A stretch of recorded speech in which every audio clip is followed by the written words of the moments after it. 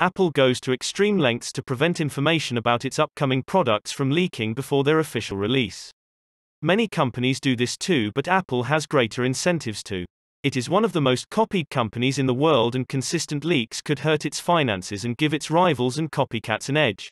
As Apple has found out, however, it is difficult to keep things under wraps, particularly when you are a trillion-dollar company with over 100,000 employees. Everyone from the media to fans and investors are always interested in whatever you are working on and will do anything to get that information. 10. It hires digital forensic companies to expose leakers. Apple's employees are fond of leaking company information to the press. This trend is so common that a memo warning employees against leaking company information to the press was leaked to the press. The details of another meeting where executives deliberated on how to catch leakers was leaked too.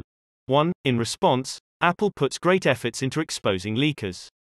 It even contracted the services of digital forensic companies like Global Security to trace leaked company documents back to the source.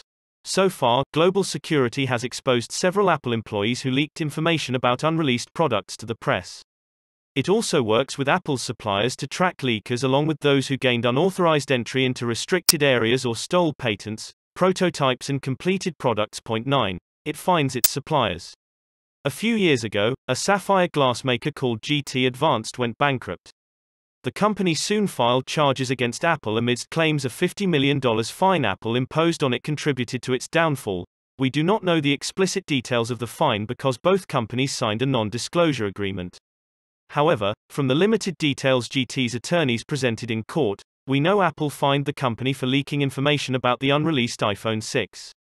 GT's lawyers described the agreement between Apple and GT as oppressive and burdensome. According to reports, Apple always fines its suppliers for leaks traced back to their facilities. The suppliers cannot refuse to pay because it is part of the conditions listed in their contracts. Apple and GT later agreed to a $3.5 million settlement. 8. It uses codenames for its unreleased products. Apple uses codenames for all its prototypes and unreleased products.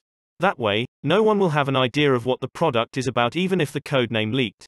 For example, the Apple Watch was codenamed Gizmo, Mac OS was codenamed Systems and the iPhone was codenamed Purple. The iPhone was developed in a dedicated, lockdown room, we will get back to this soon, codenamed the Purple Dorm.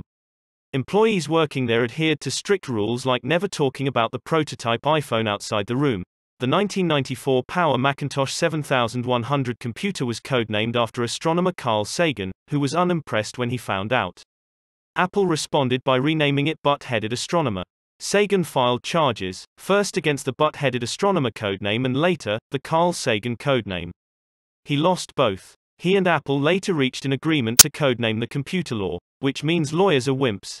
The controversial naming convention was extended to the Mac OS 7.5, which was also slated for release in 1994.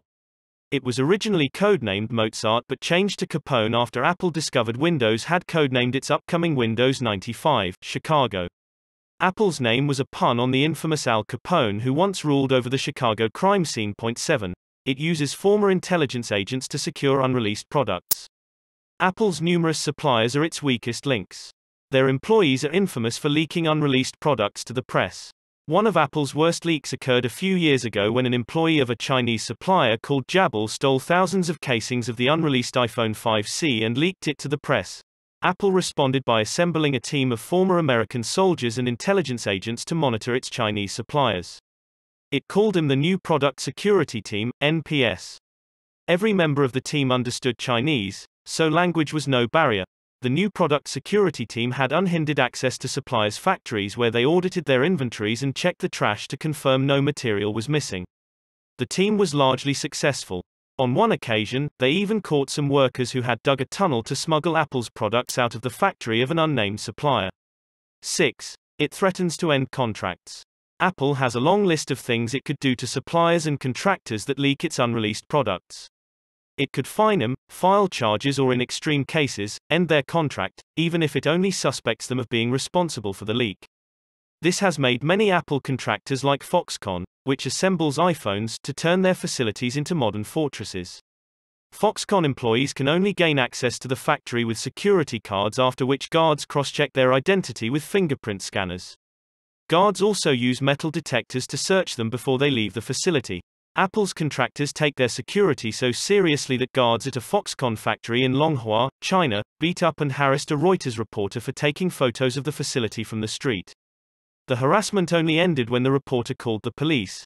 The reporter realized an apology was all he would get after a police officer told him, "You are free to do what you want, but this is Foxconn and they have a special status here." The reporter did not file charges. 5. It builds lockdown rooms. If you think Apple is strict with its suppliers and contractors, wait until you know how it treats its own employees. Like contractors, most Apple employees are in the dark about Apple's unreleased products. They are only told what they need to know, when they need to know it. Every employee knows something is in the works when they see a carpenter walk into their office.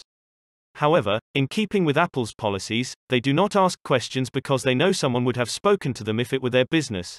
The carpenters soon set up windowless rooms that are only open to authorized personnel. Apple calls these rooms lockdown rooms. They are the birthplace of most products and services developed by Apple. Employees outside an office only discover the existence of a lockdown room when their access badges stop granting them access to certain rooms and offices. The rest do not know what is happening and are often as surprised as we are when Apple suddenly releases a new product. 4. It secures its prototypes with bicycle chains. Apple developed the iPad in one of the windowless lockdown rooms we talked about in the previous entry. According to a developer who wrote code for the iPad, he was the 6th person to touch the unreleased iPad and one of the 4 people allowed into the lockdown room containing the prototype iPads. Apple built frames round the tablets so the developers could not see what they looked like.